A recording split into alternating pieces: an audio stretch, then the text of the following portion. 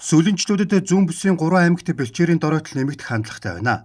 Тэр дундаа уяачид олон мянган адууга тууж ирж хаа таарсан газартаа цооног өрөмдөх, зөвшөөрлгүй ус ашиглах зэрэг зөрчил гаргаж байгаа нь сав газрын захиргаатын хувьд тулгымдсан асуудал болж байна. Жишээ нь Хэрлэн голын сав газрын хэмжээнд жилд энэ төрлийн 100 гаруй зөрчил бүртгэгддэг. Хууль журмын дагуу байгаль орчны газраас зөвшөөрөл авч хураамжаа төлсөний дараа өрөмдлөг явуулах ёстой ч иргэд малчид Улаанбаатар хот болон орон нутгийн компаниудтай тохиролцож дур зоргоороо цооног өрөмдөх тохиолдол гарсаар байна.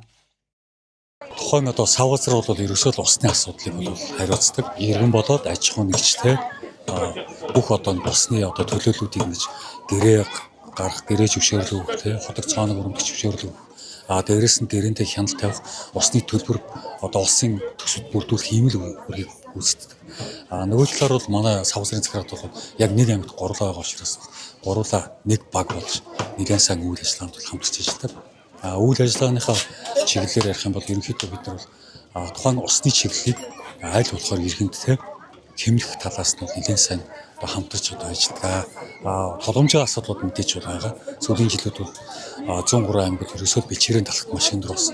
Дээрээс нь томцоолын адуу мал юм маш их хэмжээгээр орж иж байгаа учраас зөвшөөрлөгөө цооног өрөмдөх.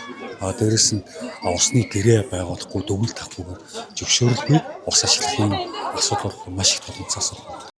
Энэ байдал цаашид үргэлжлэвэл газрын гүнд өөрчлөлт үүсэж улмаараа газар доорх усны нөөц багасах эрсдэлтэй. Дорнот аймгийн хэмжээнд Хэрлэн голын сав газрын захиргаа хойд сумдыг хариуцсан, Онон улсын сав газрын захиргаа, мөн Матад халах гол сумыг хариуцсан Буур нуур Минингийн талын сав газрын захиргаа үйл ажиллагаагаа явуулж байна. Сав газрын захиргаад сум орон нутгийн байгууллагуудтай хамтран арга хэмжээ авч байгаа боловч төсөв санхүүгийн боломж хязгаарлагдмал тул тогтмол хяналт тавих нөхцөл бүрэн бүрдээгүй байгаа юм а. Сав газрын захиргаа нь иргэн аж ахуй нэгжүүдэд цооног өрөмдөх зөвшөөрөл олгох, гэрээ байгуулан хяналт тавих, ус ашигласны төлбөрийг улсын төсөвт төвлөрүүлэх үүргийг хүлээдэг юм а.